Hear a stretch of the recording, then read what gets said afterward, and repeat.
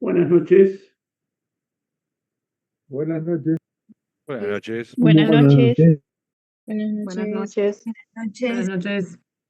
Buenas noches, Cecilia. Buenas Un gusto noches. verte. Hola, buenas noches para todos. Buenas noches, profesora. Bueno, adelante, Cecilia. Ya estás convertida en coanfitriona, así que si es tu intención, podés compartir pantalla. Ah, perfecto. Sí, ya comparto. Ahí no sé si se ve la presentación. Perfecto. Bien, Sí. bien.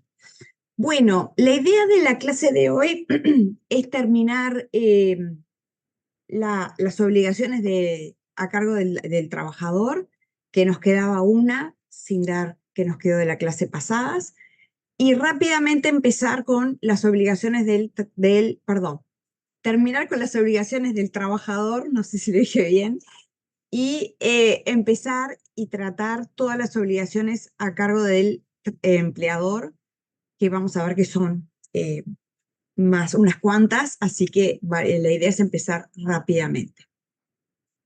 No sé si quieran comentar algo de la clase pasada o alguna, no sé, algo.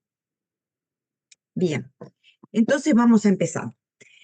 Bueno, la clase pasada nos había quedado sin dar el deber de colaboración, que era la última obligación que habíamos, según nuestro plan y nuestro cronograma, que nos habíamos propuesto analizar respecto del trabajador.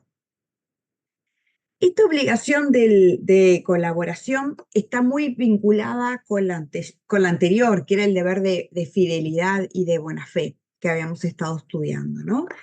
Y vamos a ver que en realidad es una expresión de la misma conducta, pero en un sentido positivo, de hacer. ¿Se acuerdan que la otra obligación que habíamos visto sobre el final de la clase pasada eran obligaciones de no hacer, eran abstenerse de realizar algunas conductas? Bueno, en este caso vamos a ver ahora a continuación con los ejemplos que vamos a analizar, que se trata de una obligación que no son abstenciones, sino que al contrario, imponen la obligación de realizar algunos comportamientos positivos. Y el objetivo de estos comportamientos, o el fin último de este deber de colaboración que tiene el trabajador con el empleador, es justamente proteger los intereses del empleador, es decir, colaborar junto con el empleador en la protección de sus intereses, ¿no?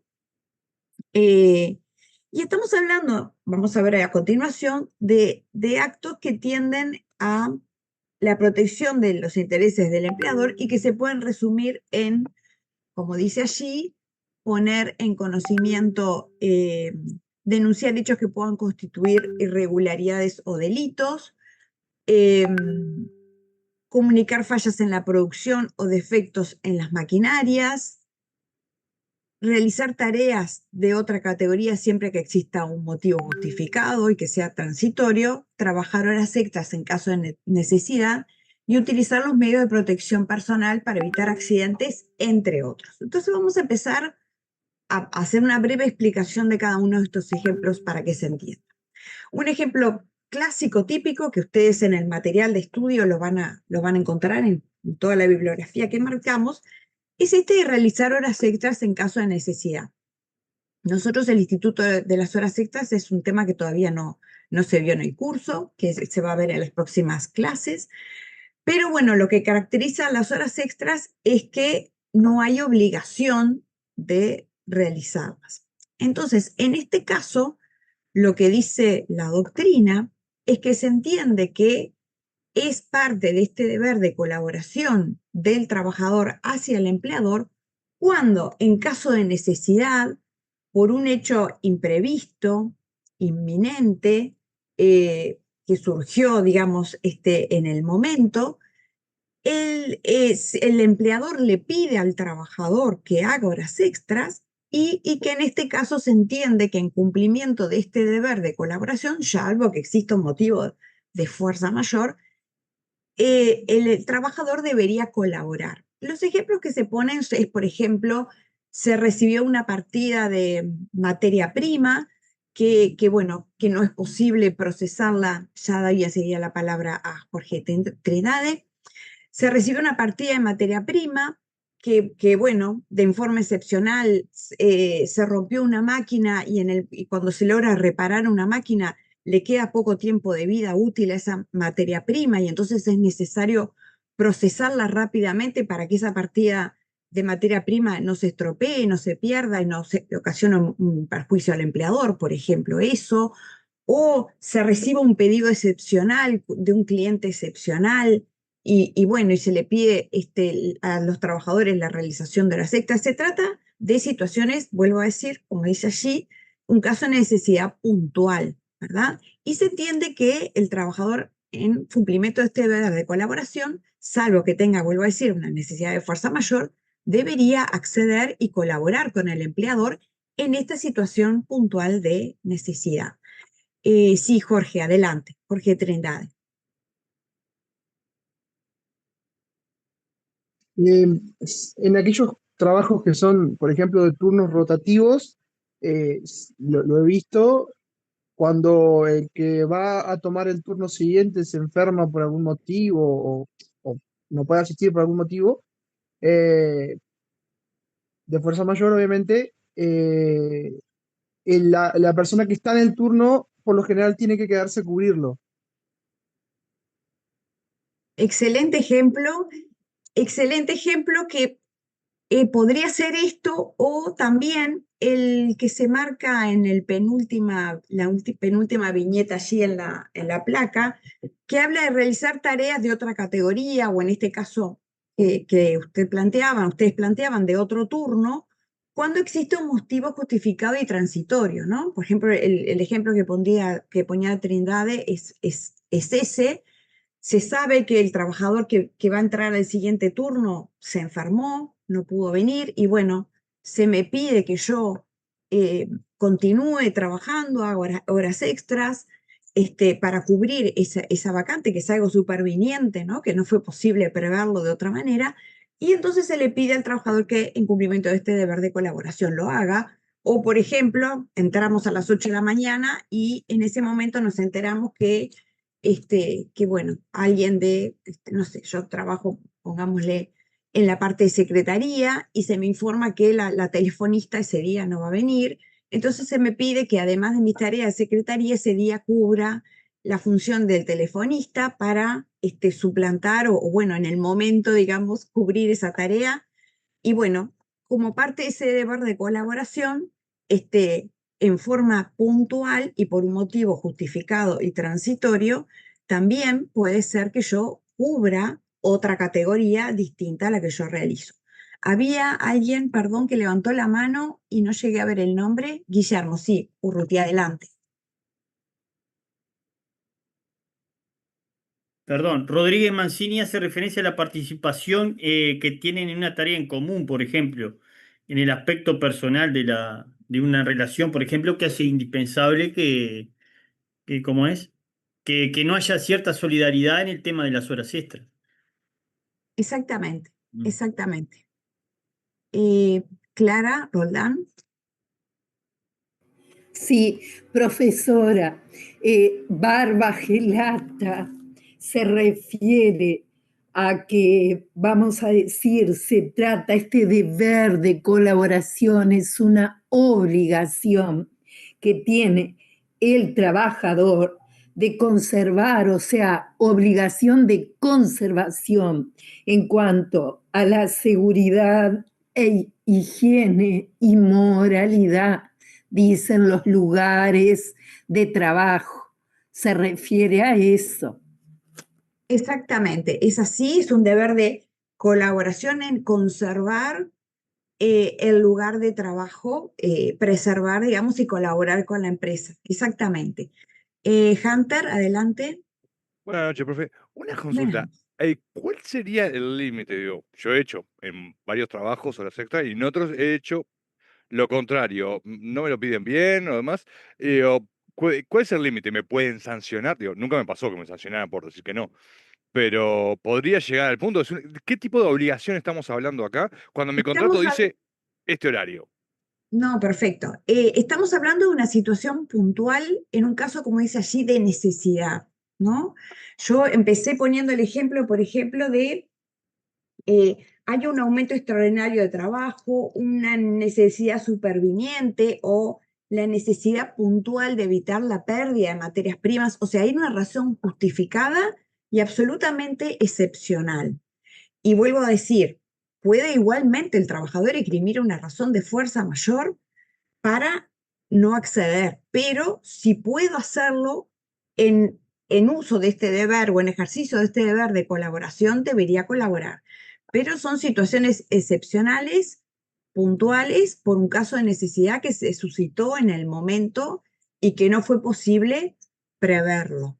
¿tá? Entonces, allí estaría un poco, hay un límite difuso que habría que ver caso a caso, pero claramente en ejercicio de este deber de colaboración son situaciones puntuales. Distinto es cuando se pide horas extras en forma habitual, permanente. Ahí ya estamos en otra digamos, escenario que si no les importa, para no desviarnos de la clase de hoy, lo van a ver en profundidad cuando vemos el tema horas extras, al cual se le va a destinar una clase entera. Bien, Leonardo da Costa, adelante. Aprovechando el ejemplo que estamos hablando, ¿qué pasa si justificada la necesidad de la empresa por todo eso que usted decía, el trabajador se niega, puede justificar un despido sin derecho a indemnización? Yo entiendo que no, si el trabajador tiene un motivo justificado, por ejemplo, no sé, pongo un primer ejemplo que se me ocurre, pero pongámosle que yo soy madre soltera y es la hora, mi hora de salida del trabajo, es la hora que yo tengo que pasar a recoger a mi hijo o a mi hija que sale de la escuela y no tengo quien pueda recogerlo. Yo perfectamente, y además tengo un motivo justificado, no me puedo quedar. Pero en el ¿Sí? caso que no tenga justificación el trabajador, ahí sí podría. Bueno, ahí habría que evaluarlo. No sé si no lo veo como un caso de justificación de despido, ¿verdad? Para El despido, considerarlo, perdón, una notoria mala conducta que todavía no vimos, me parece mucho, ¿no? Pero exactamente, eso iba a decir, las causas de notoria mala conducta y para ocasionar una situación tan grave como es la ruptura del contrato de trabajo, la ruptura de la relación de trabajo, se tienen que suscitar hechos graves que Quizás sí amerite, perdón que interrumpí, quizás sí amerite una suspensión, por ejemplo, pero Muchas gracias. no lo veo para una notoria mala conducta. Perdón, adelante, sí. Tenemos a Bruno. Aló, adelante, Bruno.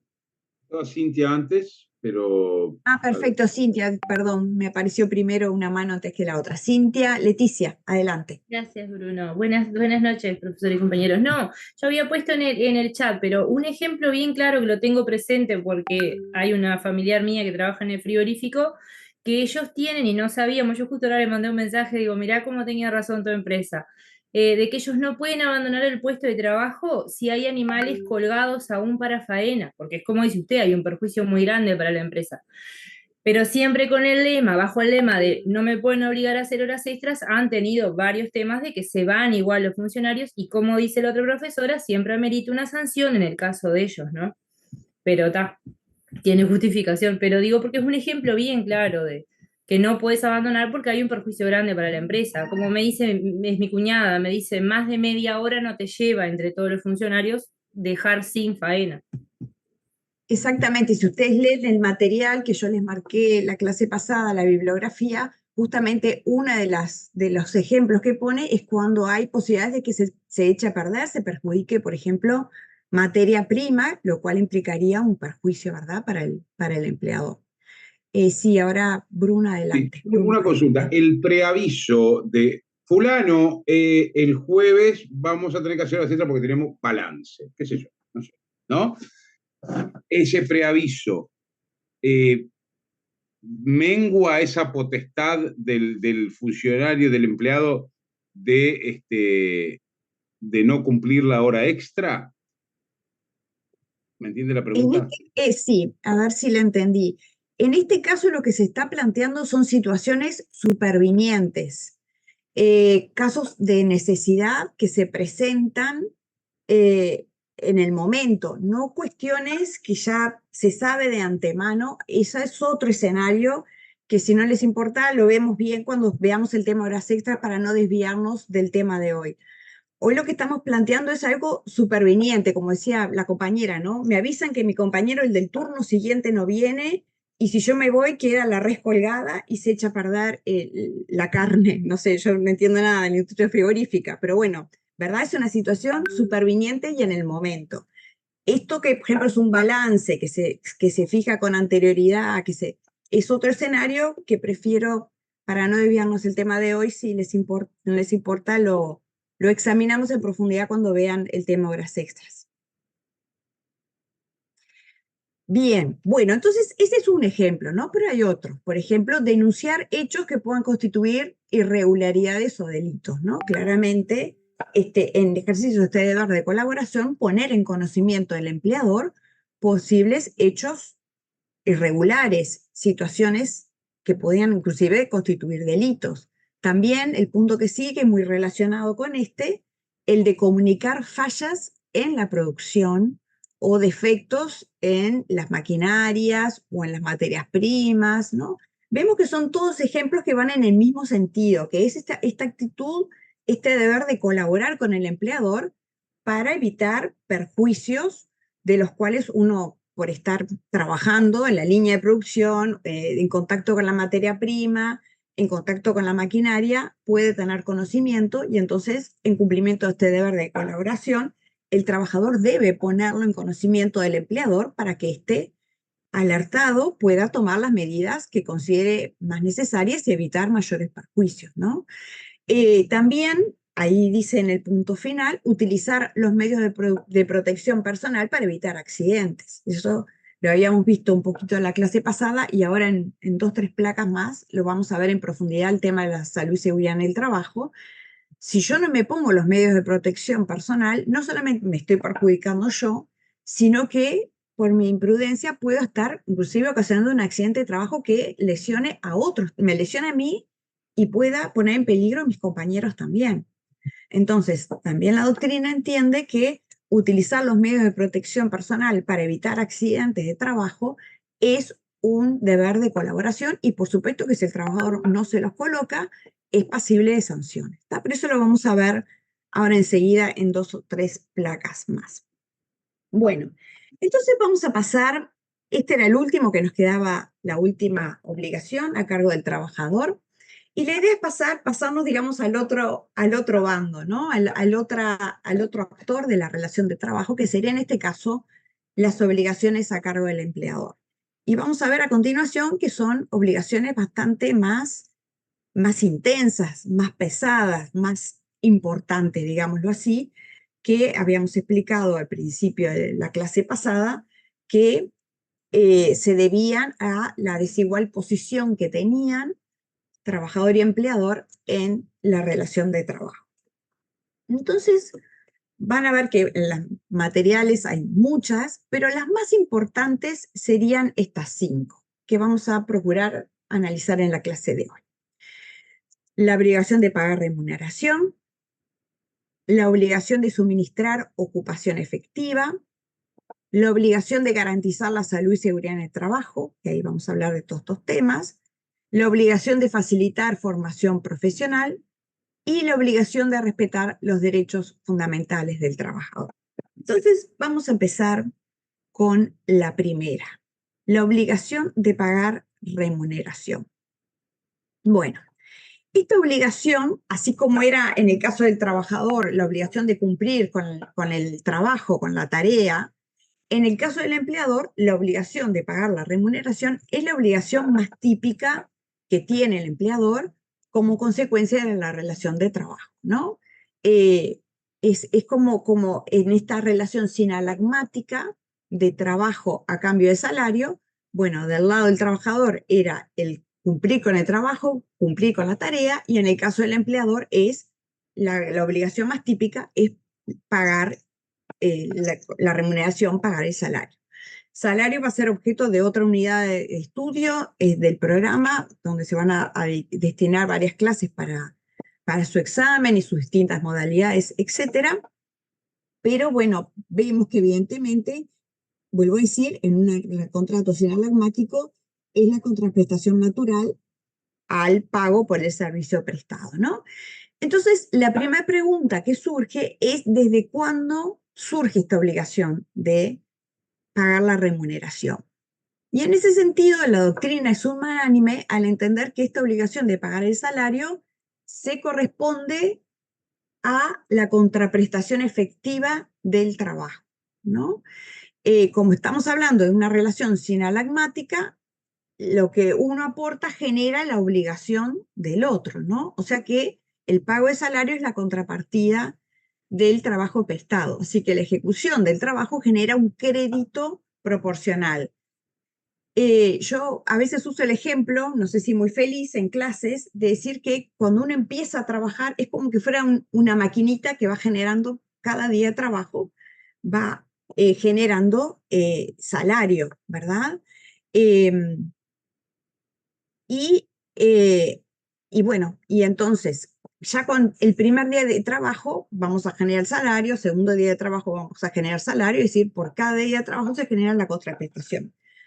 Vamos a ver que después la liquidación del salario, lo usual es que se haga mensual o quincenal, pero eso no quiere decir que ya por cada día de trabajo no se vaya generando como contrapartida de ese trabajo el derecho al pago de la remuneración, ¿no?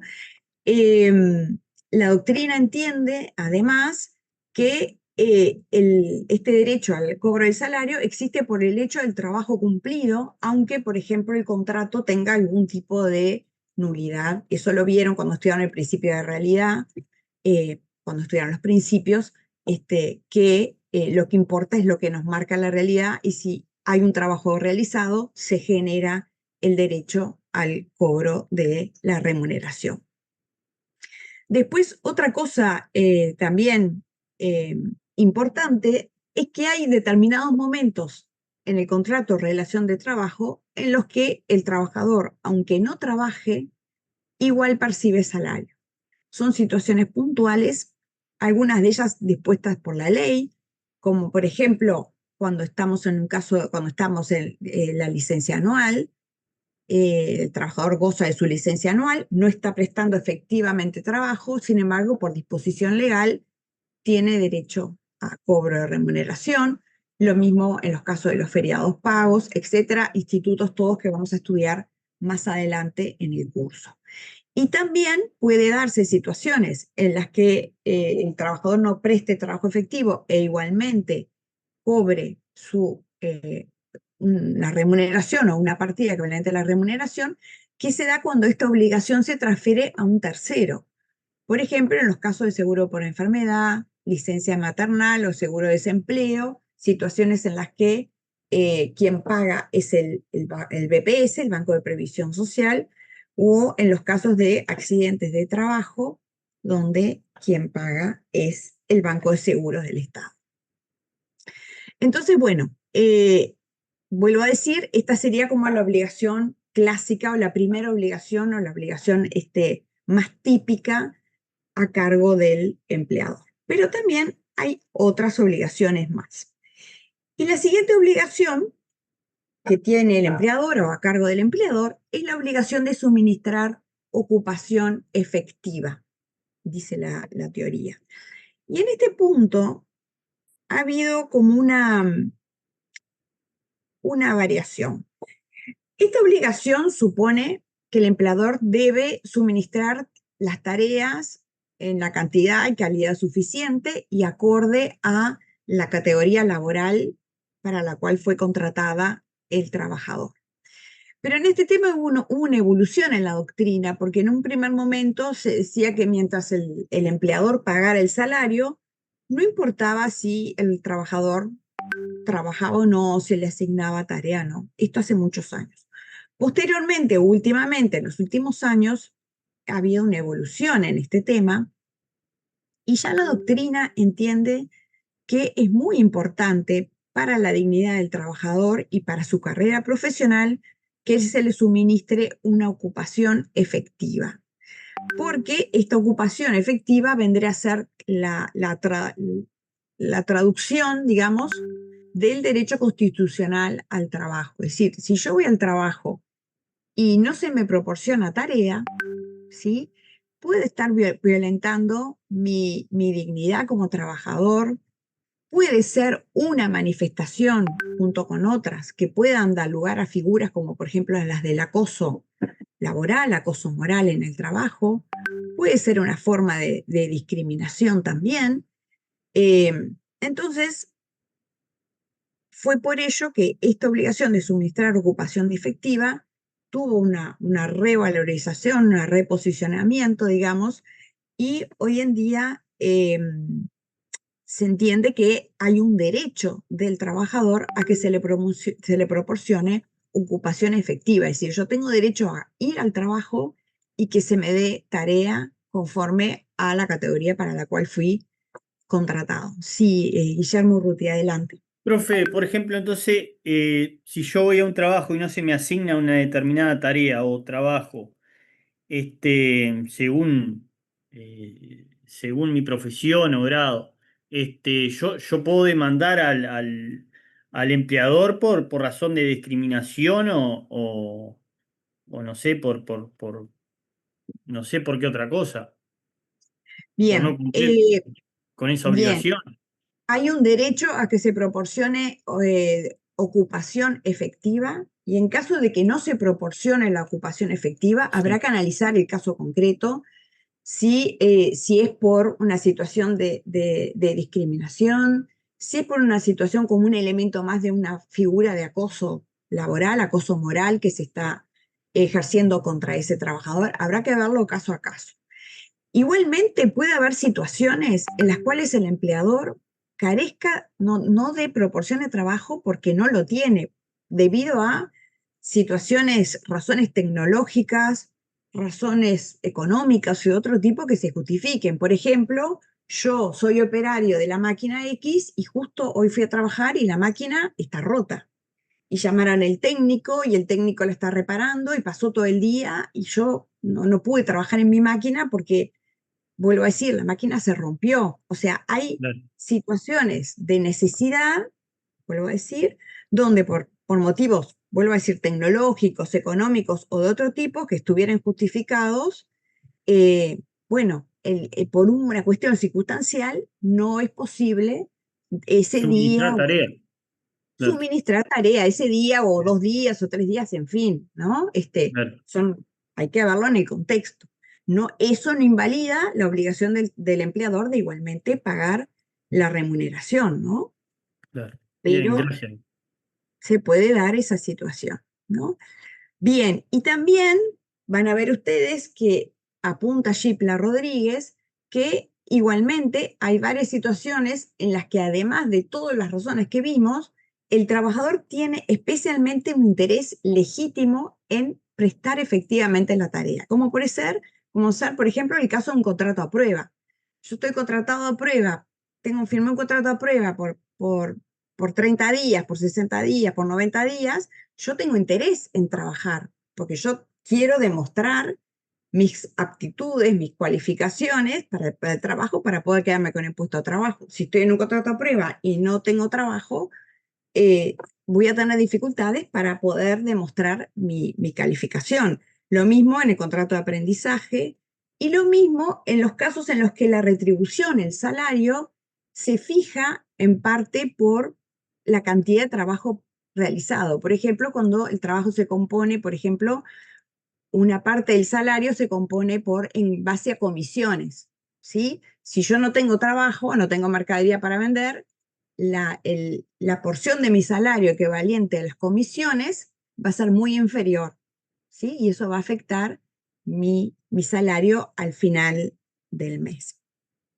Entonces, en síntesis, redondeando esta obligación, podríamos decir que el empleador tiene del deber de proporcionar tareas al trabajador en la cantidad, calidad y adecuadas, cantidad y calidad acordadas y en la categoría laboral que ostenta el trabajador, y bueno, y puede darse alguna excepción en un caso muy excepcional. Otra situación, otra obligación a cargo del empleador es la obligación de suministrar materiales útiles y herramientas necesarias. Esta obligación va como atada, digamos, o emparentada con la obligación anterior, ¿no? Porque, o sea, cuando se me da la tarea, se me tiene que dar la tarea y los medios adecuados para realizarlos, las maquinarias, el instrumental, los útiles, las herramientas necesarias para poder cumplir mi trabajo cabalmente. Entonces, si me dan el trabajo, pero no me dan las herramientas necesarias, digamos, tampoco lo voy a poder realizar. Entonces, si bien se marca como una obligación distinta, va muy emparentada con la anterior. Hay algunas profesiones en las que los usos y las costumbres indican que muchas veces el trabajador puede llegar a proporcionar sus propias herramientas, como por ejemplo algunos tipos de trabajo donde se pide un trabajador con vehículo, por ejemplo, ¿no? Entonces ya desde el momento de la contratación, ya desde el momento cero, como parte de ese acuerdo de trabajo, se pacta que el trabajador proporciona una herramienta de trabajo a su costo, que es, por ejemplo, un trabajador con moto para en caso de repartos o con vehículo, bueno, en fin. Después, usualmente, lo vamos a ver cuando veamos salario, a veces se pacta un acuerdo para que de repente la empresa paga la nafta o paga las reparaciones, en fin. Otro caso es, por ejemplo, algunos médicos que usan equipos médicos muy especializados, tomógrafos o maquinaria médica muy especializada que el médico se encarga de traer y usar el equipo propio. Bueno, son casos puntuales, pero también es importante saber que en algunas situaciones puede llegar a darse que el trabajador proporcione las herramientas de trabajo. Y otra obligación, una tercera obligación a cargo del empleador, es esta obligación de garantizar la salud y seguridad en el trabajo. Esto es una obligación muy importante que ha ido creciendo a lo largo de los años. ¿Por qué? Porque esta obligación que tiene todo empleador de garantizar la salud y seguridad en el trabajo es, ahí yo puse una palabra, la plasmación, o es, digamos, no sé, no se me ocurrió otra palabra, digamos, es la realización en el mundo del trabajo de un derecho básico, un derecho humano fundamental que tenemos todas las personas, que es el derecho a la salud y el derecho a la vida, ¿sí? Cuando nosotros vamos a nuestro lugar de trabajo, nosotros ingresamos en un espacio físico en el que nosotros no controlamos, ¿sí? Estamos en un espacio físico donde hay una estructura, un ambiente de trabajo, unas máquinas, unos instrumentos de trabajo que no están bajo nuestro control, ¿sí? Y entonces es importante que el empleador controle que todas esas cuestiones que están en el local, en el espacio físico del trabajo, estén en perfecto estado para garantizar la salud y seguridad del trabajador. Cuando nosotros entramos en nuestro lugar de trabajo, y voy a usar una expresión un poco coloquial, pero bueno, nosotros estamos poniendo nuestro pellejo en manos del empleador. Si yo entro a un galpón a trabajar y el empleador no chequeó que el galpón estuviera en condiciones, que el techo estuvieran las vigas en condiciones, y el techo se me cae encima, y yo voy a perder la vida en el peor de los casos o la salud en el menor de los casos, ¿sí? Entonces, esta obligación de garantizar la salud y seguridad en el trabajo es muy importante. Nuestro país fue pionero en el dictado de normas sobre salud y seguridad en el trabajo. Tenemos una ley muy antigua del año 1914, la ley 5032, que es una ley que dispone que el empleador obliga al empleador a tomar medidas de resguardo para evitar accidentes de trabajo. Les leo acá el artículo primero de la ley, justamente que dice, todo empleador está obligado a tomar medidas de resguardo para evitar accidentes de trabajo, ¿sí? Es una norma genérica, es la norma madre en nuestro país sobre salud y seguridad en el trabajo, que después fue ampliada y complementada, que ahora vamos a ver a continuación por cuáles normas. Otra norma muy importante, sí, adelante, Hunter. Tiene una consulta que hace tiempo que tengo específicamente para esta materia, porque hace un par de años en facultad estaban con unos arreglos y estaban con unos andamios por dentro, y con un compañero de clase notamos que las medidas de seguridad eran inexistentes.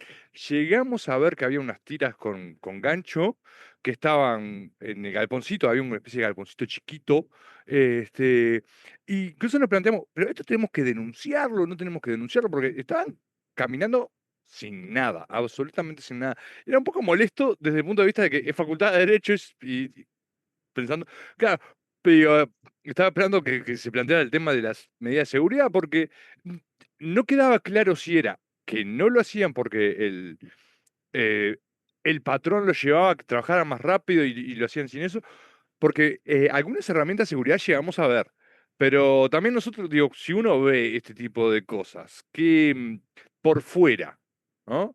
También sin querer afectar, porque me imagino un trabajador tiene una debilidad frente a denunciar, pero uno ve que en una obra están así, colgados de un escarbadiente, ¿qué podemos hacer si es que podemos hacer algo?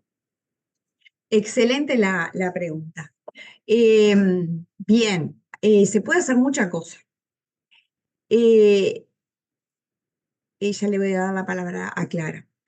Cualquier persona, o sea, cualquiera de los trabajadores de esa hora puntual de la Facultad de Derecho, que es el caso del ejemplo que el compañero ponía, o cualquier persona que pase y lo vea y ve que no están usando las medidas de salud y seguridad, puede mandar un mail a la Inspección de Trabajo y denunciar la situación. Esta denuncia es anónima.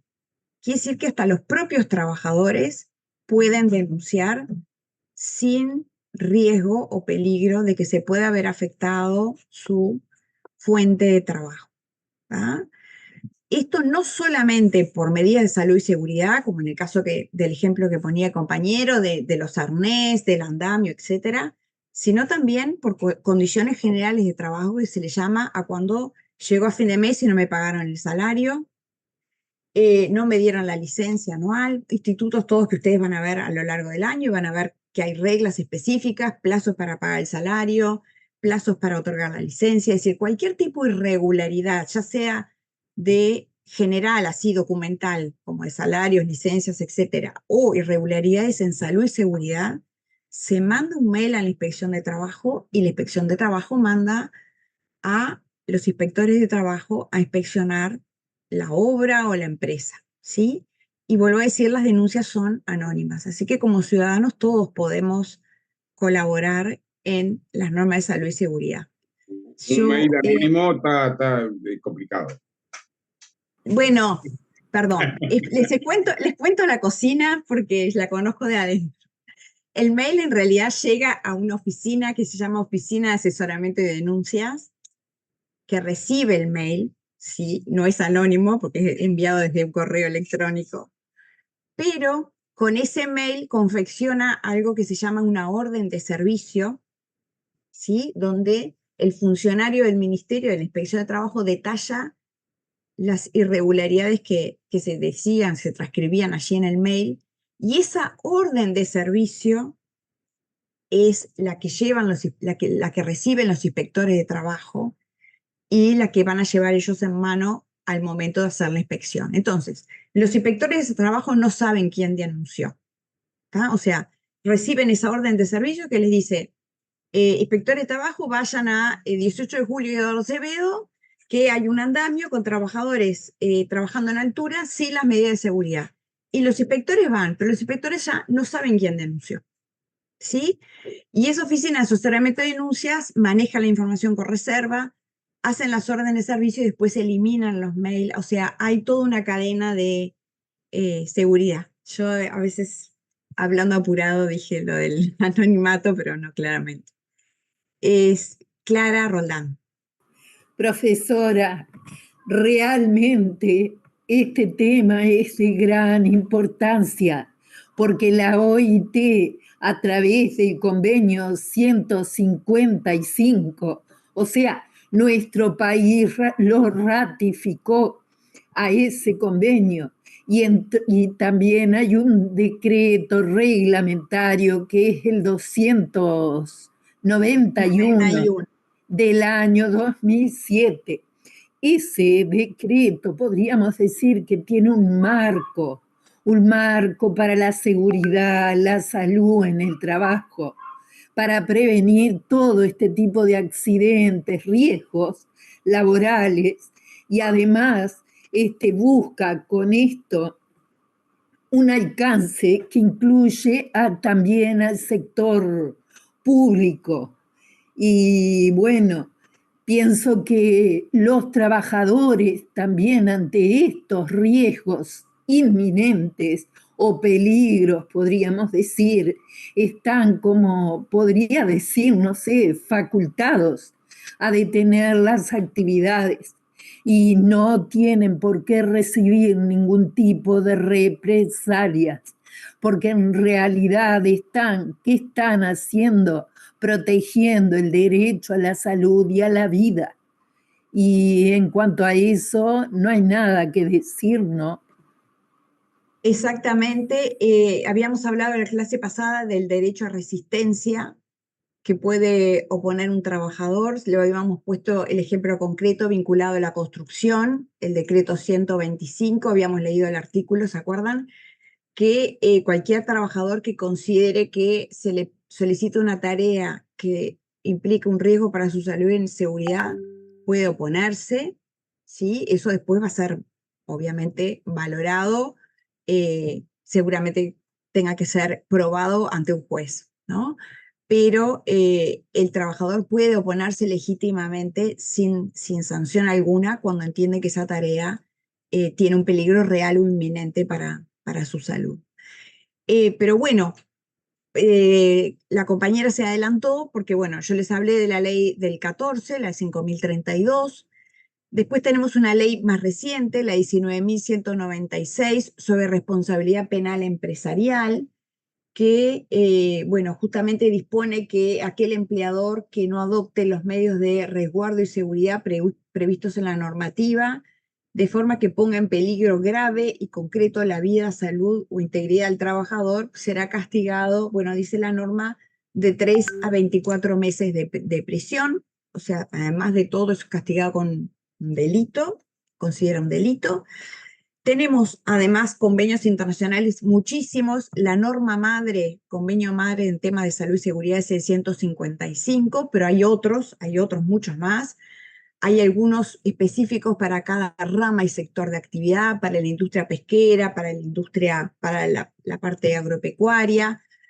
Pero además nuestro país, y esto es muy importante, tiene un decreto por cada rama o sector de actividad en materia de salud y seguridad. Yo tengo acá, les traje, no sé si se ve, que tengo acá un montón de libritos chiquitos, simplemente a modo de ejemplo, para que vean que cada ramo o sector de actividad tiene un decreto específico sobre normas de salud y seguridad. Quiere decir que cuando ustedes en su ejercicio profesional se enfrenten con un caso de algún tema vinculado a la salud y seguridad, es necesario que revisen y busquen el decreto correspondiente, ¿sí? Por ejemplo, tenemos el de la industria de la construcción, que es el 125 del 2014, que lo vimos en la clase pasada. Después, bueno, hay decretos sobre salud y higiene en el sector agropecuario y trabajo rural.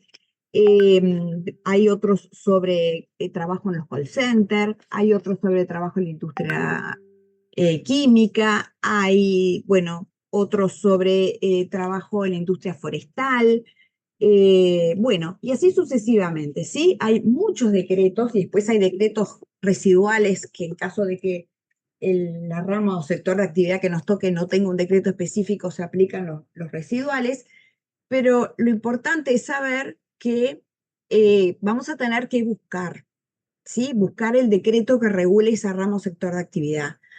Además, muchas veces en los convenios colectivos o los laudos del sector de actividad, a veces se pactan, pactan cláusulas sobre salud y seguridad también. Por ejemplo, normas sobre cómo hacer ante la introducción de una nueva tecnología, una nueva maquinaria. Entonces nosotros como abogados, cuando se nos plantee un asunto vinculado a la salud y seguridad, vamos a tener que hacer esta tarea de investigación, que es buscar y encontrar el decreto efectivo que se aplica para ese sector de actividad y también revisar los convenios colectivos y los laudos de ese sector de actividad, ¿sí? Para tener claro qué norma vamos a aplicar para el caso concreto, ¿sí? Pero bueno, es importante saber que existen todos estos decretos, que no está previsto en uno solo, sino que hay uno por cada rama o sector de actividad. Y como decía Clara, en materia de salud y seguridad, perdón que me fui y volví, hay normas específicas que regulan cómo debe gestionarse la salud y seguridad al interior de la empresa. Es decir, además de los decretos para cada ramo o sector de actividad que dicen, por ejemplo, para manejar la sierra eléctrica y tal, tiene que tener un precinto de seguridad y una correa de seguridad y se deben utilizar tales guantes y tales elementos de protección para el trabajador. O en la industria química nos dicen, bueno, los recipientes donde se va a almacenar los productos químicos deben estar rotulados con, digamos, rótulos o señalizaciones de tal tamaño, que deben de tener las siguientes especificaciones, y el lugar donde se manipula debe tener una ventana con X ventilación, y el trabajador debe usar tapabocas y lentes y guantes, o sea, cada ramo sector tiene sus propias especificaciones técnicas de cómo manipular y cómo comportarse en cada ramo sector. Hay dos decretos, que son estos dos que están allí marcados, el 291 del año 2007 y el 127 del año 2014, que establecen pautas de cómo gestionar, además de eso otro, cómo gestionar la salud y seguridad en la empresa, ¿sí? El decreto, concretamente el decreto 291 del año 2007, reglamenta el Convenio Internacional 155. Y este decreto establece la obligación de que todo empleador, ya sea público o privado, de cualquier rama o sector de actividad, sin importar la naturaleza comercial, industrial, rural o de servicio de la actividad, inclusive sin importar si la empresa tiene fin o no de lucro, y aplicándose también en el ámbito público o privado. O sea que vemos que es amplísimo, ¿sí? El marco de utilización de este decreto. Bueno, este decreto establece que en toda empresa el empleador tiene la obligación de crear una instancia bipartita de cooperación con los trabajadores en materia de salud y seguridad. ¿Por qué es esto? Porque a lo largo de los años y en el avance de tratando de encontrar las causas de siniestralidad, ustedes saben que en el mundo entero los accidentes de trabajo es un flagelo que todo el tiempo se está procurando evitar y mejorar para prevenir. En materia de accidente de trabajo, la premisa es la prevención, porque después que está el accidente, a veces hay daños que no se pueden reparar. Por eso se enfatiza muchísimo en la prevención. Y en este análisis de la prevención se detectó de que cuando los trabajadores trabajan junto con los empleadores en temas de prevención, se obtienen mejores resultados. Fue así que el convenio 155 de la OIT, que nuestro país lo ratificó, allí no tengo la fecha de ratificación, pero después se las busco, establece que las empresas deben de tener estas instancias de cooperación. Porque, ¿qué pasa? Muchas veces es el propio trabajador que manipulando determinada máquina, manipulando o trabajando en algún proceso productivo, se da cuenta de algunas fallas de seguridad, porque es él el que está allí trabajando, el que está poniendo su cuerpo, digamos, ¿no? Que a veces pasa desapercibido para el empleador o para los mandos medios de la empresa. Entonces se vio que era importante que en estos ámbitos se crearan estos ámbitos de colaboración entre trabajadores y empleadores en todas las empresas en materia de salud y seguridad. Dice el decreto del 291 que esta forma de cooperación puede ser acordada entre los trabajadores y los empleadores. Ahí habla el decreto del delegado obrero de seguridad, habla de una comisión de seguridad o cualquier otra forma que las partes entiendan pertinente. O sea, el decreto da libertad para que los trabajadores y empleadores acuerden en cada empresa concreta de qué formas van a funcionar estas instancias bipartitas de cooperación. Pero lo importante es que la instancia bipartita esté constituida.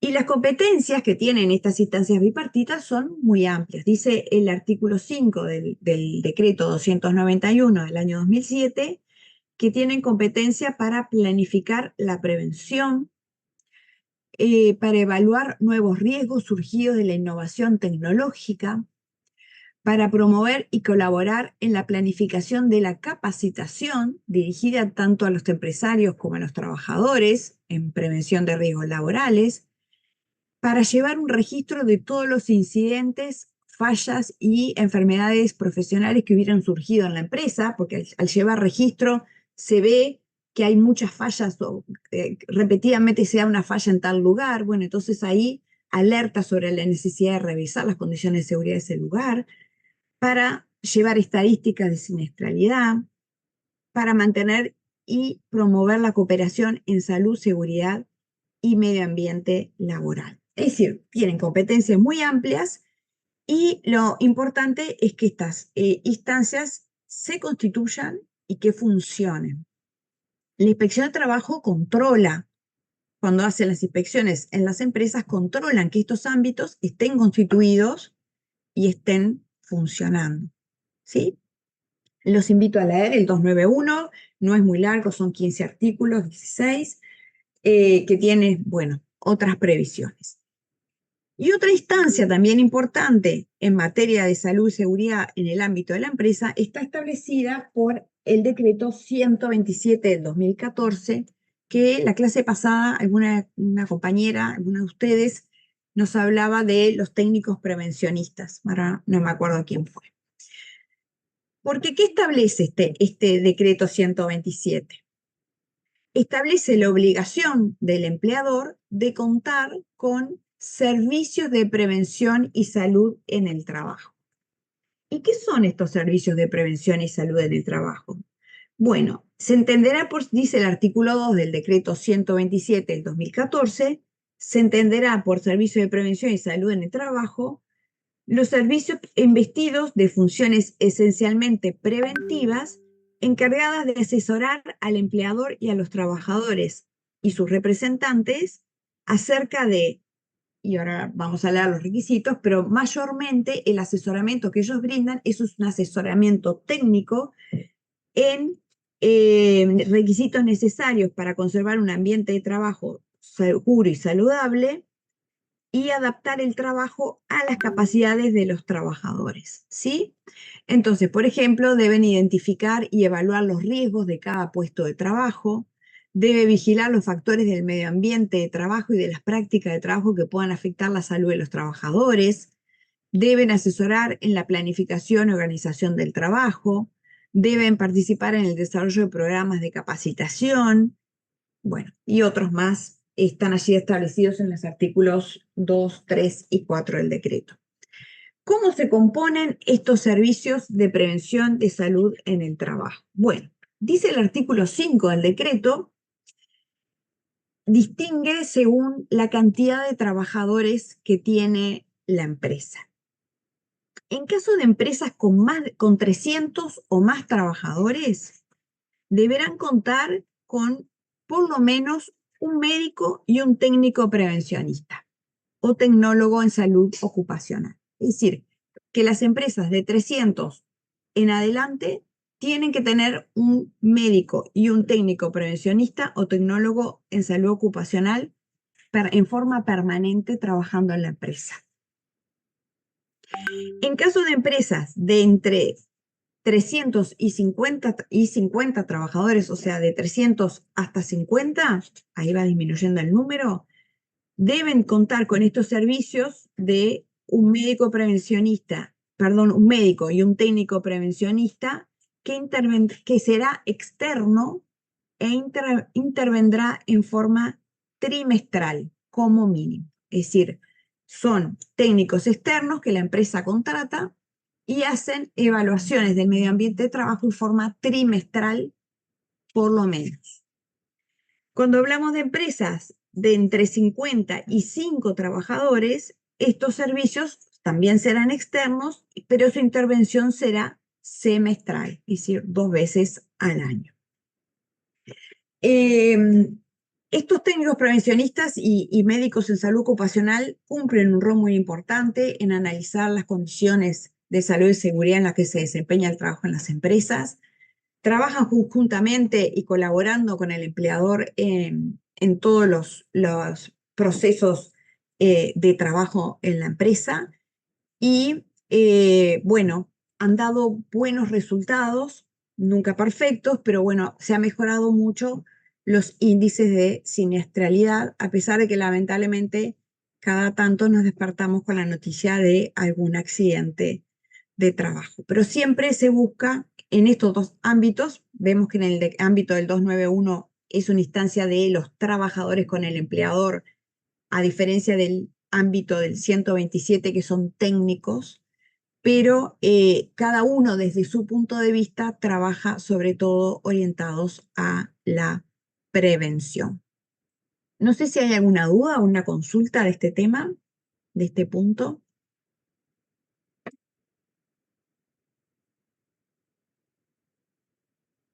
Seguramente en muchos de ustedes en sus trabajos conozcan de las comisiones, se llama comisiones bipartitas o comisiones de salud y seguridad que integran los trabajadores, y también conozcan de estos servicios de prevención y salud de los técnicos prevencionistas. Bueno, una compañera justamente mencionaba la clase pasada de eso.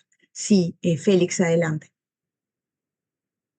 No, profe, yo quería hablar sobre el tema de los técnicos prevencionistas, que me parece que eso ayudó mucho al trabajo en todo, en la comunidad del trabajador. Yo creo que más allá de que fue algo muy rápido, y también había escasez de técnico prevencionista porque no era una carrera que estaba muy en auge, y salieron corriendo todos a buscar. Tuve compañeros que estaban esperando que se reciban para ir a buscarlos a emplearlos, y está bueno. La verdad que ayudó mucho.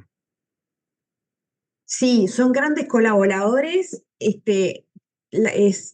Tanto las empresas como los trabajadores tienen que apoyarse en ellos porque son grandes colaboradores en la gestión de salud y seguridad. Como dice el compañero, había escasez, así que hubo que aumentar la matrícula. Es un curso bueno, que se da y costó. Creo que ahora estamos un poco mejor en el número de técnicos prevencionistas recibidos. También van a ver que el 127 dice que los médicos daba un periodo de 5 años, pero que después tenían que ser médicos especialistas en salud ocupacional. O sea, al principio, los primeros 5 años del decreto podía ser cualquier médico, pero después el decreto mismo establece que la aspiración es que al médico que cumple esta función sea un médico especialista en salud y seguridad. También hubo un déficit al principio y ahora se han ido recibiendo más profesionales en salud ocupacional, médicos en salud ocupacional. Bien, bueno, vamos a pasar a otra obligación a cargo del empleador, que es la obligación de facilitar formación profesional. Ustedes saben que, bueno, a medida que ha avanzado el tiempo y con el transcurso de los años, esta obligación de facilitar formación profesional, la importancia de la formación para el trabajo, ha ido adquiriendo mayor relevancia, ¿no? Actualmente existe la convicción de que no hay futuro para los países ni para las personas, sino se procura avanzar cada vez más en educación. Y lo vemos hoy en día con la introducción de nueva tecnología, donde es cada vez más necesario que el trabajador continúe su formación permanente, aunque esté trabajando, ¿sí? Bien porque la empresa introdujo nueva maquinaria, nueva tecnología, que es necesario que el trabajador se capacite en su uso, sino para no desactualizarse, porque es tan rápido el avance del conocimiento que si no los conocimientos quedan obsoletos y el trabajador le pasa que en algún momento si queda sin trabajo, después su reinserción al mercado de trabajo se hace mucho más dificultosa si no procuró mantenerse actualizado e informado. Y lo mismo como país, ¿no? Para atraer inversiones es importante tener capital humano adecuadamente capacitado, combatir la precariedad del trabajo, la desocuparación. Es un instrumento, digamos, muy útil y que cada vez cobra mayor relevancia. Entonces, se ha dado una discusión en la doctrina de si esta obligación de facilitar formación profesional en realidad es una obligación o no. Y allí tenemos dos autores, dos profesores de nuestra disciplina, que tienen matices al respecto. En el caso, tenemos al profesor Garmendia, que sostiene que en realidad la formación, este derecho que tiene el trabajador a recibir formación profesional, genera en el empleador una obligación de no interferir o obstaculizar su legítimo ejercicio, es decir, no obstaculizar la posibilidad de que el trabajador pueda acceder a formación profesional. Pero entiende el profesor Garmendia que el empleador no es el obligado directo a proporcionarla, sino que simplemente debe facilitar para que el trabajador pueda acceder a esta formación profesional. Sería una obligación de no hacer, digamos, ¿no? Una obligación de no entorpecer, respetando el derecho del trabajador de formarse. Pero no existe, dice Garmendia, una obligación patronal, o sea, de empresarial, de proporcionar formación profesional, salvo que, sostiene Garmendia, esta obligación se hubiera pactado en el contrato de trabajo o surja de, por ejemplo, un convenio colectivo o surja de alguna norma específica. Estamos dejando aparte la formación profesional en temas de salud y seguridad, que ahora vieron que ahí lo puse al final de la diapositiva, que vamos a hablar sobre eso. Hablamos de cualquier otro tipo de formación profesional. Entonces, sostiene el profesor Garmendia que en definitiva no es una obligación de dar él directamente la formación profesional, sino que lo que tiene que hacer sería una obligación de no hacer, de no interferir, de no entorpecer el acceso de la formación profesional del trabajador. Sí, Guillermo Urruti, adelante. Profe, puede ser, por ejemplo, los cursos que dictan ciertas mutualistas o a veces asociación civil de RCP, por ejemplo, en materia de salud para determinados trabajadores, que eso se ve bastante seguido, creo. No interferir en ese tipo de cursos. Exactamente, facilitar que el trabajador pueda asistir y concurrir a esos cursos de formación, exactamente. Facilitando, flexibilizando los horarios, de repente en el periodo del curso, o bueno, reorganizando el horario para permitir que el trabajador acceda. Jorge Trindade, adelante. Yo quisiera saber si cuando se refiere a formación, se está refiriendo a, por ejemplo, en mi caso, que trabajo y estudio abogacía, pero trabajo en una industria, o algo específico que se practique dentro de esa empresa o que le sirva a la empresa. Porque estaba Eh, pensando, claro, en el derecho, por ejemplo, a la licencia por estudio y todo eso, pero eso es como que, o sea, esa parte, pero yo no sabía esto del deber de no hacer del empleador, porque he tenido varias veces problemas para ajustar los horarios y ajustar algunas cosas en este sentido, por esta razón, porque digo, por desconocimiento, obviamente, también de esto. Sí, es muy buena la pregunta. Claramente, la obligación refiere a,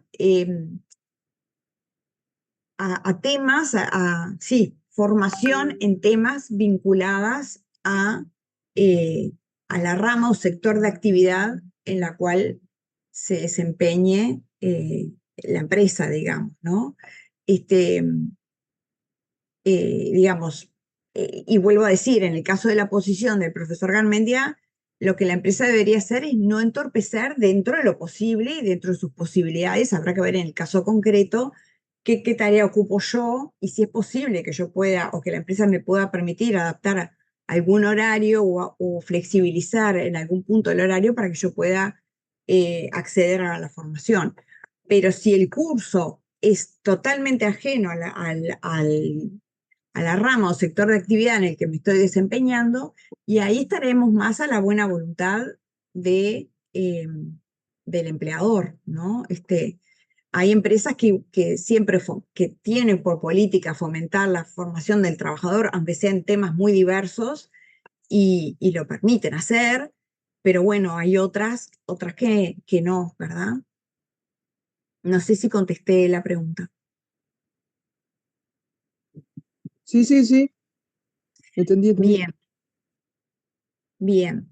Bueno, y después tenemos otra posición, que es la posición del profesor Barreto, que sostiene que él entiende que en realidad la formación profesional es una obligación a cargo del empleador y que se despliega junto al resto de obligaciones que emergen de la relación de trabajo. O sea que el profesor Barreto entiende que sí existe una obligación a cargo del empleador de proporcionar formación profesional al trabajador, es decir, una obligación que él debe asumir, ¿no?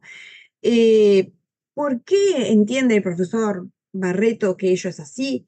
Él dice que ello es así porque la formación profesional entiende que es una manifestación del derecho al trabajo, ¿no? En tanto, la formación profesional me permite no solo acceder al trabajo, sino permanecer en él.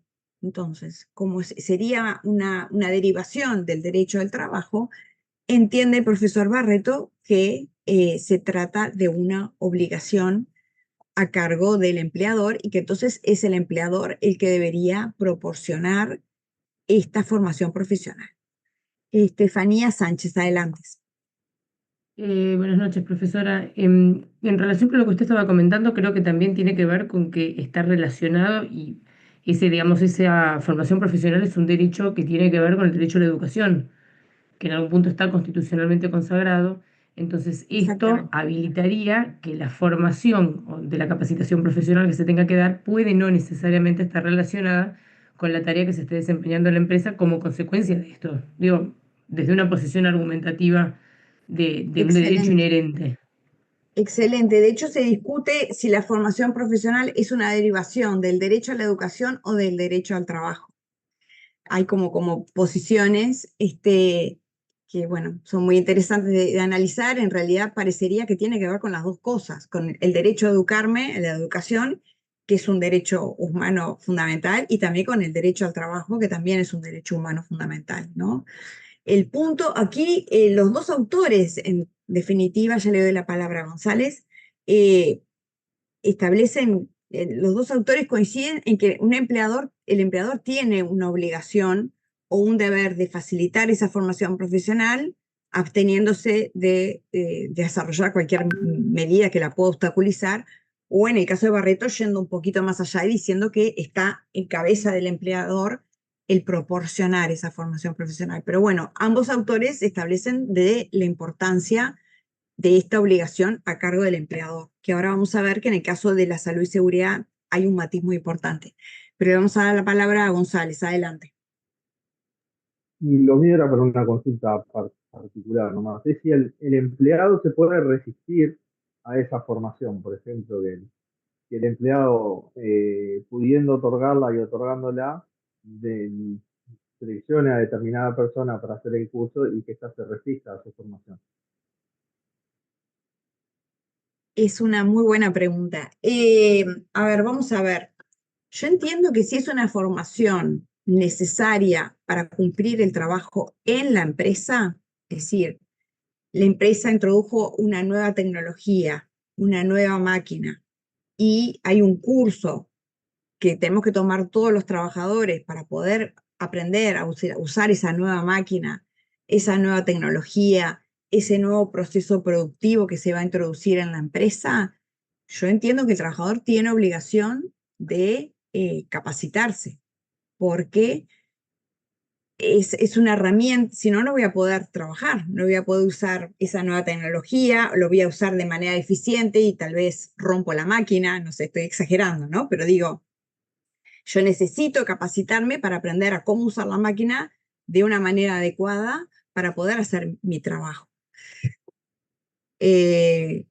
Podemos llegar a cuestionarnos cuando, por ejemplo, se me va a formar en otras cosas, ¿no? En cosas lejanas o muy alejadas de lo que es la actividad normal de la empresa. No se me ocurre ahora, pero digo, porque además en general las empresas no gastan recursos, ni dinero, ni horas de formación en cuestiones ajenas a la actividad de la empresa. Entonces, como que sonaría bastante extraño, ¿no? Pero creo que, bueno, si fuera algo que no tuviera nada que ver con la actividad de la empresa, tal vez allí se podría evaluar la posibilidad de que el trabajador pudiera negarse. Pero cuando esa formación es necesaria para poder cumplir su trabajo, tiene que tomarla. En la línea de lo que tú decís, Cecilia, entiendo también que una negativa infundada del trabajador no correspondería, ¿no? Salvo, además de lo que tú señalabas, que, por ejemplo, implique un sacrificio superior a lo razonablemente exigible, ¿no? Que el trabajador esté, por ejemplo, próximo a jubilarse o que implique la capacitación, la formación profesional, un nivel desproporcionado respecto de la calificación que el trabajador tiene, ¿no? Tal vez casos de laboratorio, pero no tanto, ¿no?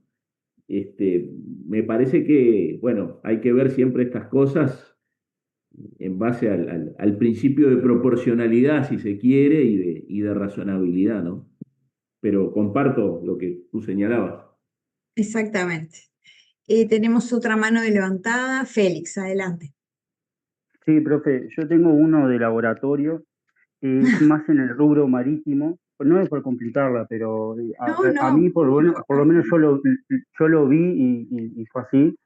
En el rubro marítimo, nosotros estábamos en una empresa en la cual se trabajaban con chinos, rusos, bueno, todos, lo que lleva al puerto, pero también paraguayos. El paraguayo, obviamente, habla el español como hablamos todos, el castellano como hablamos todos. Y teníamos un compañero que para el inglés era, no encaraba, no quería, no le interesaba, se dificultaba. Se lo mandó, se lo trató de llevar a inglés, curso, y no era malo trabajando. Era bueno, se desempeñaba bien, pero el problema de él era para el intercambio de mails y las llamadas con los capitanes y demás, se le complicaba mucho y él iba a los barcos, sí, subía, hacía la entrada con las autoridades, todo perfecto, porque en realidad en marítimo se maneja un inglés técnico, no es el inglés que nosotros vemos no sé, cómo está tu familia, o sea, no, son cosas puntuales. Y se desarrollaba bien, pero cuando se lo quiso instruir, él dijo no, si quieren me voy, dijo incluso, porque no me sale, y se dejó en un sector que no manejaba inglés. Y bueno, Claro, en este caso él lo precisaba para poder comunicarse en el trabajo con estos capitanes, ¿no? ¿Entendí o algo de eso? Él Sí, así necesitaba es. manejar, exacto, necesitaba manejar el idioma y el no ha accedido a recibir esa capacitación para poder comunicarse en el trabajo, hizo que la empresa lo tuviera que trasladar a un sector donde él no fuera necesario que usara el idioma. Entonces, claro, la empresa, en este caso lo trasladó, pero bueno, evidentemente su negativa afectó su trabajo, ¿no? Hizo que la empresa lo tuviera que trasladar, darle otro lugar de trabajo. Exacto, sí. Sí, Macarena, adelante. Buenas, una consulta. ¿Esas capacitaciones deberían ser dentro del horario de trabajo o pueden también ser fuera del horario de trabajo? Excelente pregunta. Bien, se supone que hay que buscar, como decía el profesor Moreira, que la capacitación ocasione los menores perjuicios para el trabajador. Quiere decir que lo deseable es que las capacitaciones se realicen en horario de trabajo, que se busque la manera de que, sobre todo cuando son para ser relativas a cuestiones al giro de la empresa, ¿verdad? Al giro, a la actividad de la empresa, capacitaciones necesarias, vuelvo a decir, para la introducción de una nueva tecnología, para el uso de una máquina nueva que se va a incorporar, para el uso, para un proceso productivo que se va a modificar. Entonces, eso es lo deseable, que se haga en horario de trabajo. A veces no se puede toda la capacitación en horario de trabajo, capaz empieza en horario de trabajo, pero se extiende un poquito más después de trabajo. Bueno, la casuística es variadísima, pero lo ideal es que sea dentro del horario de trabajo, ¿sí? Porque además, si es fuera del horario de trabajo, el trabajador legítimamente puede decir, yo no puedo quedarme porque, y bueno, y dar sus razones, ¿no? A veces hay razones familiares, razones de fuerza mayor que le impiden al trabajador, que tiene organizado de una manera que le impide al trabajador extender su horario de trabajo más allá de la hora habitual en la cual sale del trabajo. Por eso siempre se trata de hacerlo dentro del horario de trabajo o consultar con los trabajadores y buscar la manera de que ocasione el menor perjuicio posible para el trabajador. Bueno, y Bien, ya en el caso terminando. que sea fuera, perdón que le interrumpí, pero en el caso de que sea fuera inevitablemente del horario de trabajo, ¿eso daría lugar a reclamos de pagos de horas extras y demás? Sí. Y podría llegar a evaluarse esa posibilidad. O sea, habría que ver con la casuística, habría que ver, analizar la situación en concreto, habría que ver si es un día solo o si es un curso muy largo por mucho tiempo. O sea, hay que analizarlo caso a caso, pero podría llegar a ser. Bien, gracias.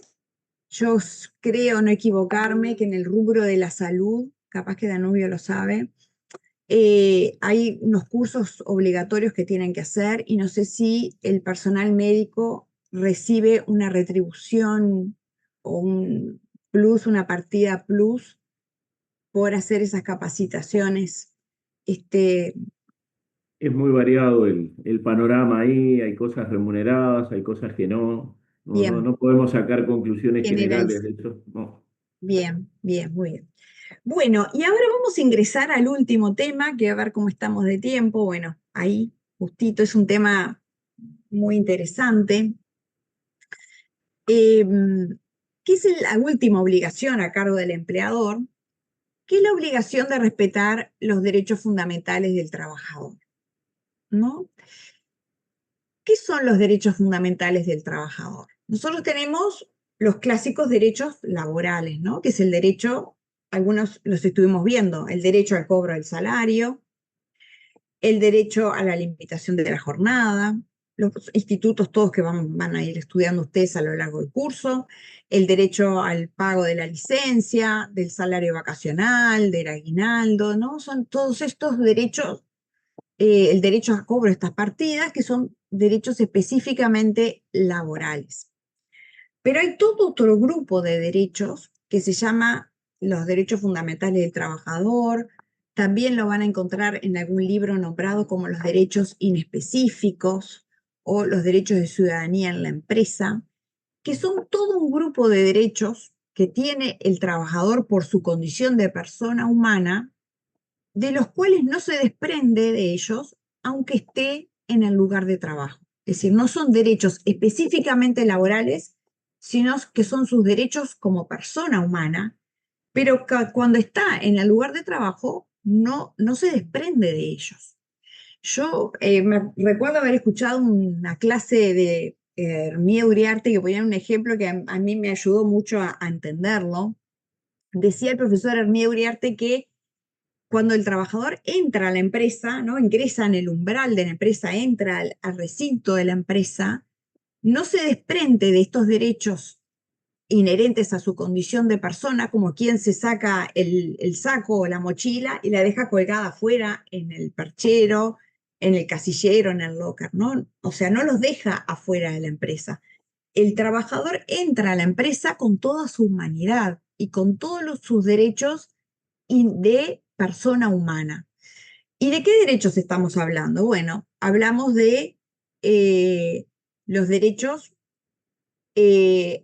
a la libertad de opinión, a la libertad de expresión, mi derecho a mi independencia de conciencia, mi derecho a la dignidad, mi derecho al honor, el derecho a la igualdad, el derecho a la intimidad, ¿sí? Derechos humanos que son inherentes a la condición de persona.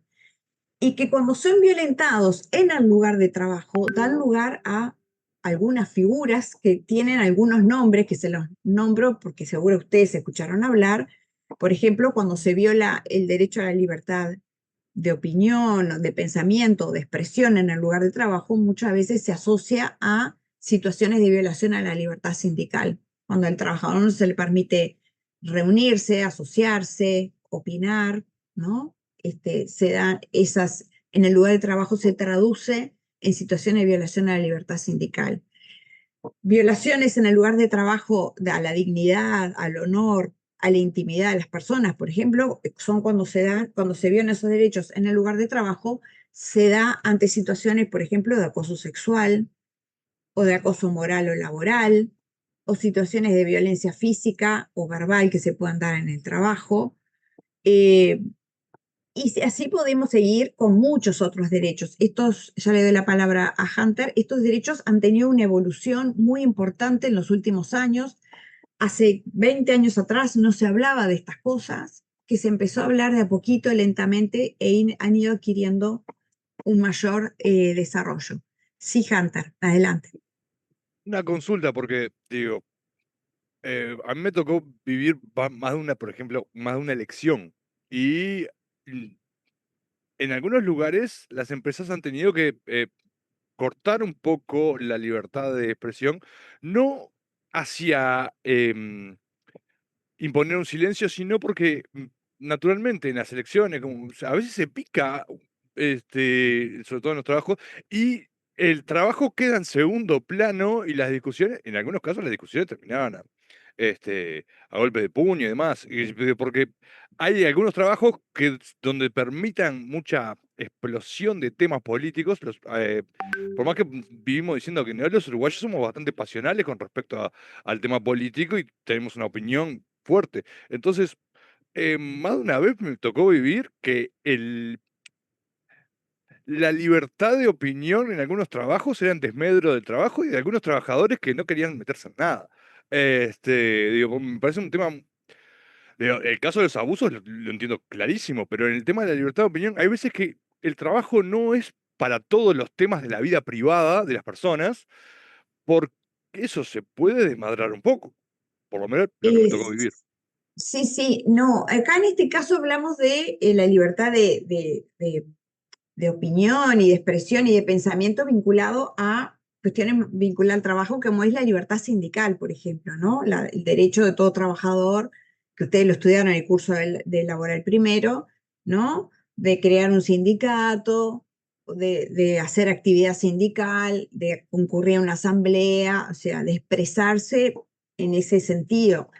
En lo que refiere a la política, o muchas veces en la religión también, hay códigos de éticas de las empresas donde recomiendan a los trabajadores que procuren digamos, sostener discusiones o cuestiones vinculadas a la política, a la religión y otros temas, porque como dice bien el compañero, pueden dar lugar a entredichos,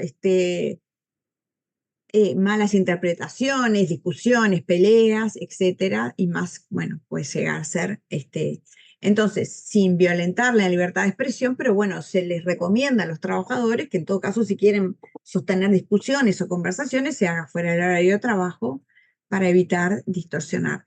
Pero no, en este caso, cuando hablábamos de la libertad de pensamiento, de opinión, de reunión, de asociación, nos referíamos a los derechos de libertad sindical en toda su amplia gama que ustedes los estudiaron en el curso de laboral primero. Entonces, como ven, estas situaciones son muy amplias. ¿Cuál es el derecho positivo que regula o a qué normas tenemos para regular o para dar respuesta a estas situaciones que se puedan presentar en el lugar del trabajo, ¿no? Estas violaciones a estos derechos inespecíficos. Bueno, primero tenemos el artículo 54 de la Constitución, que dice que la ley ha de proteger la independencia, la conciencia moral y cívica de los trabajadores y la higiene física y moral en el trabajo, ¿sí? Entonces, la ley va a establecer, y estaba en la diapositiva anterior y no lo dije, pero esta obligación del empleador de respetar los derechos fundamentales del trabajador es una expresión, una derivación del derecho a la salud y seguridad en el trabajo, ¿sí? El empleador tiene obligación de garantizar la salud y seguridad en el trabajo de todos los trabajadores y tiene la obligación de garantizar que se respeten los derechos fundamentales de todos los trabajadores en el lugar de trabajo, ¿sí? Entonces, justamente tenemos el artículo 54 de la Constitución que nos habla de ello.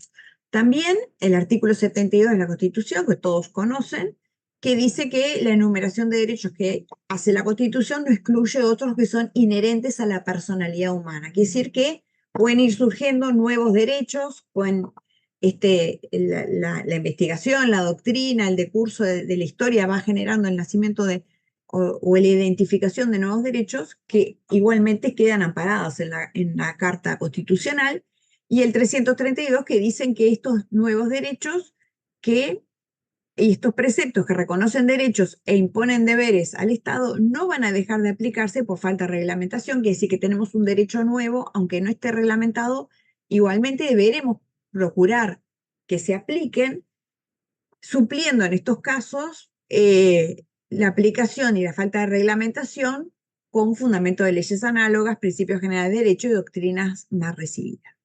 Y en el caso concreto del acoso y violencia, el acoso en cualquiera de sus formas y la violencia en cualquiera de sus formas, nuestro país ratificó en el año 2019 el Convenio Internacional del Trabajo 190 sobre acoso y violencia en el trabajo, ¿sí? Es un convenio que adoptó la OIT, aprobó la OIT en el año 2019, y ese mismo año, en noviembre y diciembre, nuestro país, a través de la ley 19.849, ratificó este convenio. Y este convenio justamente dice, ustedes saben, la ley es un convenio ratificado, nuestro país debe adoptarlo y aplicarlo. Dice el convenio que los países deberán adoptar legislación que exija a los empleadores adoptar medidas para prevenir la violencia y el acoso en el trabajo. ¿Qué legislación tiene nuestro país en estos temas de acoso y violencia en el trabajo? Sí, María José, adelante. Quería decir también que habla y define la discriminación, que me parece que es algo importante dentro de esos tres, Sí, que prohíbe también. cualquier distinción o de raza o de exclusión. cualquier tipo de acciones, o sea, no se puede actuar distinto entre un empleado y otro en mismas circunstancias, por ejemplo, que es algo que me pasó. Y Exactamente, pude aplicarlo por ese convenio. exactamente. También se debe evitar cualquier forma de discriminación. Bueno, entonces, ¿qué normativas, además de este convenio, que los invito a leerlo, van a ver que tiene una redacción, a veces pasa que los convenios para que puedan aprobarse, su redacción es un poco vaga, digamos, o genérica, y entonces dificulta su aplicación, pero bueno, es un convenio ratificado y hay que procurar aplicarlo. Pero además de este convenio, ¿qué otras normas tenemos en nuestro país? Bueno, tenemos una ley de acoso sexual, que es una ley del año 2009, la 18.561, que fue reglamentada en el año 2017 con el decreto 256, que establece obligaciones para el empleador concretas. Esta ley fue una ley, la verdad que muy innovadora para el momento y para la materia. Sobre acoso moral, laboral y violencia física, ley normativa, digamos, en forma de ley no tenemos ninguna todavía. Sobre discriminación hay un convenio internacional, el 111, también ratificado por nuestro país, y la ley 17.817 sobre racismo, xenofobia y otra forma de discriminación. Es una ley que define la discriminación muy bien, pero no establece ninguna obligación para el empleador, que es el tema nuestro de la clase de hoy.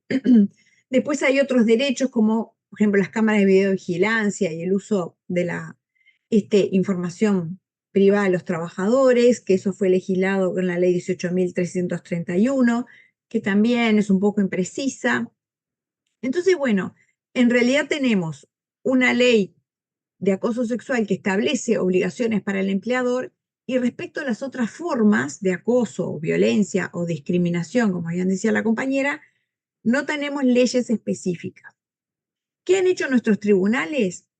Aplican por analogía, en virtud del juego del artículo 72 y 332, la norma sobre acoso sexual en lo aplicable, ¿verdad? Y sobre todo la aplican en las obligaciones del empleador. Entonces, ¿qué dice esta ley de acoso sexual? ¿Qué obligaciones establece para el empleador concretamente en acoso sexual, pero que por analogía se aplica a toda forma de acoso, toda forma de violencia en el trabajo y toda forma de discriminación? ¿Sí? Abarca todos estos tipos de expresiones de violación de los derechos fundamentales de los trabajadores. Bueno, allí el artículo 6 de la ley de acoso sexual habla que los empleadores tienen una obligación de prevenir. Cuando lo reglamenta el decreto del 256, habla que las medidas de prevención pueden ser el dictado de cursos, la adopción de protocolos y las medidas de observación. La segunda obligación es la de investigar. Todo empleador que recibe una denuncia o toma conocimiento de una situación de vulneración de los derechos fundamentales de sus trabajadores tiene obligación de investigar.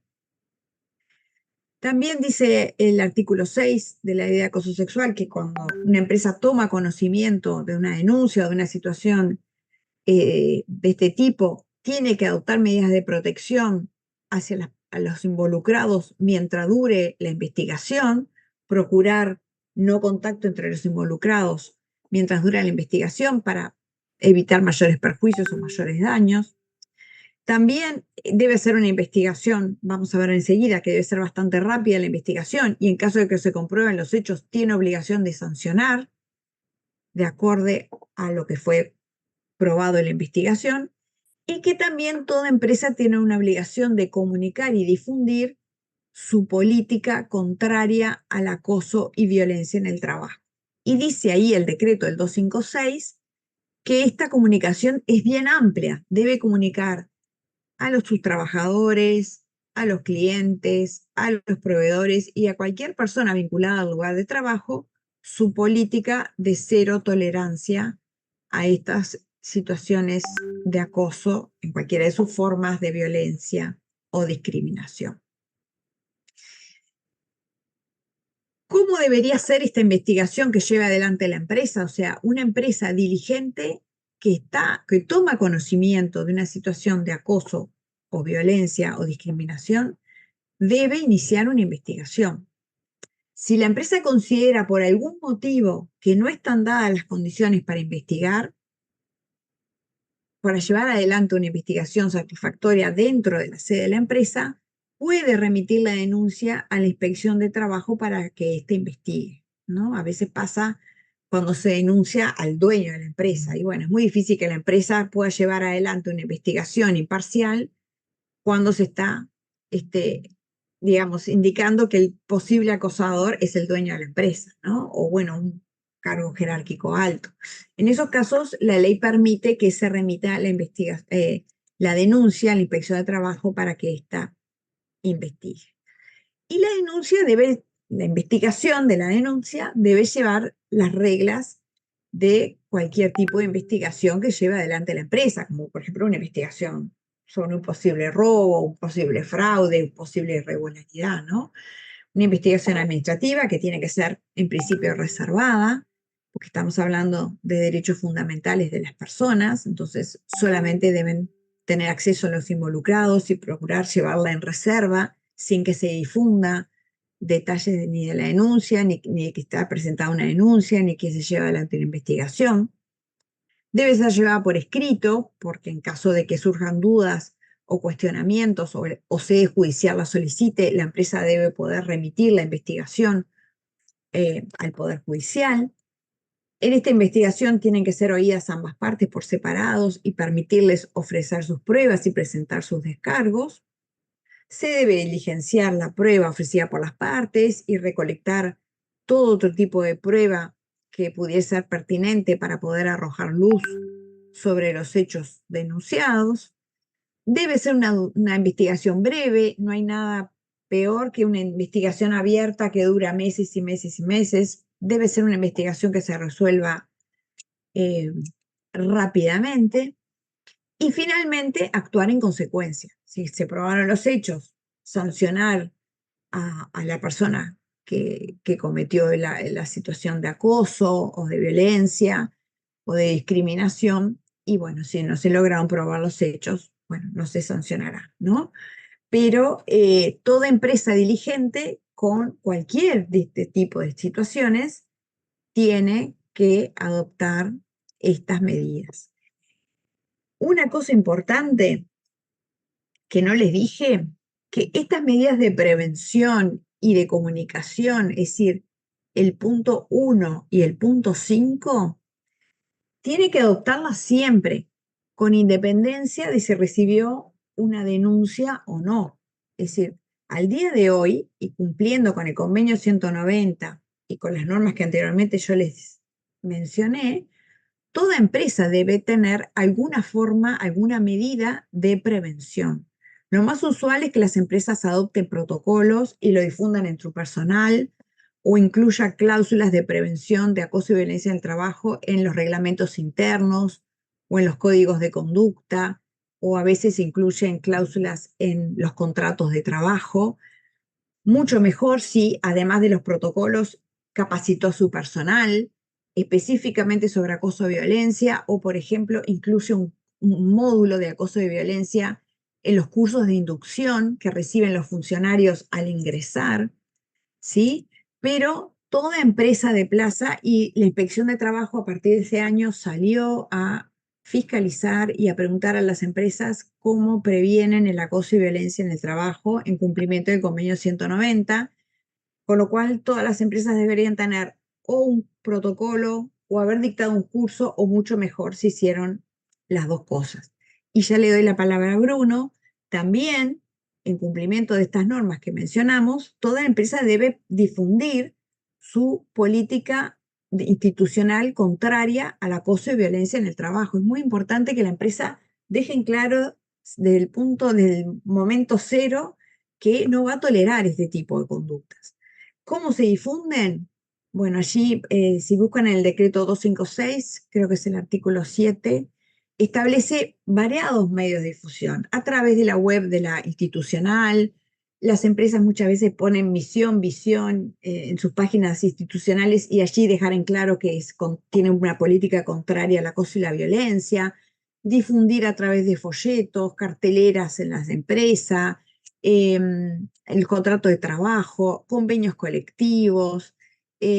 Bueno, lo van a leer ahí, los medios de difusión pueden ser muy amplios, pero es importante que la empresa utilice alguno de estos canales para comunicar su política de no tolerancia a este tipo de conductas. Bruno Alo, adelante. Doctora, una consulta. Está bien, esto tiene que existir, en protección a los derechos. ¿Cómo opera esto en la práctica? A la luz de que en el Uruguay el enorme porcentaje son micro, pequeñas empresas familiares, donde de repente el apartamiento, perdón, de la persona denunciante con el denunciado implicaría tener que cesar el trabajo. A ver, no todas las empresas son bancos, ni grandes hoteles, ni supermercados. Entonces quiero saber cómo se aplica esto en la práctica, si verdaderamente no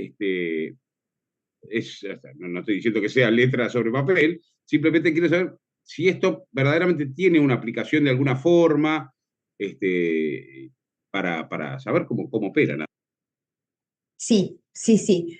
Dice la norma, si ustedes leen el artículo, ahora no me lo acuerdo de memoria, creo que es el 5 o el 6, no, a ver, el de las medidas de apartamentos es el 4 o 5 del decreto 256 del año 2017, dice que para adoptar estas medidas de apartamento específicamente, que es lo que menciona Bruno, es la medida de las posibilidades, dice, o una expresión así, es decir, la empresa las va a aplicar en la medida que pueda y atendiendo a la realidad empresarial. Muchas veces son micro y pequeña empresa, una panadería que son 3, 4 trabajadores, que uno trabaja en el fondo haciendo el pan, el otro está delante de la cajera y otro expende y no hay manera de separarlos. Y en esos casos, por supuesto que se contemplan, en general las empresas lo que hacen es, por ejemplo, les dan que uno de los trabajadores se tome unos días de licencia y cuando éste se reintegra le dan la licencia al otro y ahí logran generar un periodo de tiempo necesario para poder llevar adelante la investigación y procurar que no estén en contacto. A veces no lo pueden hacer y no, bueno, esto no es posible, entonces lo que hacen, por ejemplo, si yo denuncio que la persona que me acosa es mi jefe y de repente la empresa establece que por determinado periodo, mientras dura la investigación, que se tratará de que sea lo más corto posible, yo las órdenes no me la dé mi jefe, sino me la dé el jefe de la sección de al lado, ¿sí? Me pasa a la sección de al lado por un periodo breve para que yo esté bajo las órdenes de otro jefe y no esté mirándole la cara al jefe que a su vez yo denuncié que me acosa. Ahí necesariamente precisa una estructura organizacional compleja, ¿no? Ya tengo un jefe y otro jefe. El caso de la panadería, tengo a los que trabajan en la cuadra, yo tengo 3 en la cuadra, 2 en el salón de venta. A veces es medio complejo, por eso era la pregunta. Es muy complejo, son los mini market, por ejemplo, son situaciones que frecuentemente se dan mini market, panaderías. Bueno, las empresas hacen eso, le dicen a uno de ellos, tomate estos días de licencia que te quedan, y cuando ese se reintegra, le dice al otro, tomate los días tuyos, y ahí generaron de repente 2 semanas y rápidamente procuraron hacer la investigación y determinar si efectivamente sucedieron o no los hechos y actuar en consecuencia, o sea, resolver el tema lo más rápido posible. Eso es lo que yo veo en la práctica. No sé si contesto la pregunta. Bien. Impecable, sí. Y Juan Manuel, adelante. Sí, buenas noches, profe. ¿Cuál era la ley que reglamenta el Convenio Internacional 190? No la tenemos todavía. Pero habéis mencionado 19.000 y me quedé ahí. Perdón, que no, esa ley ratificó, disculpas, creo que como quedó en la diapositiva, acá, lo ratificó. 19849. 19849 ratificó el convenio 190. Bien. Sé que hay estudio del Parlamento, 2 o 3 proyectos de ley para reglamentar el convenio 190, lo cual sería muy, muy saludable y muy útil, pero todavía no hay ninguna norma aprobada al respecto. Gracias. Bien. No sé si hay alguna otra duda o pregunta o consulta. Bueno, entonces estaríamos por acá. Me pasé muchísimo de la hora. Pido todas las disculpas de caso un viernes de noche de haberme excedido en el tiempo. Les puse en una diapositiva final bibliografía complementaria por si les interesa profundizar en alguno de estos temas. La primera parte acá, las obligaciones del empleador, es la misma bibliografía que manejamos en la primera clase. Pero después incorporé alguna bibliografía sobre acoso, discriminación, acoso moral sexual y bibliografía sobre la utilización de cámaras de videovigilancia, que también es otro tema que genera mucho debate en cuanto a la intimidad y privacidad del trabajador. Por si quieren, bueno, estudiar y profundizar, yo después le mando la presentación al profesor Moreira para que, bueno, la comparta con ustedes. Bien, nada que disculpar, Cecilia, al contrario, muchas gracias por tu muy completa y profunda exposición.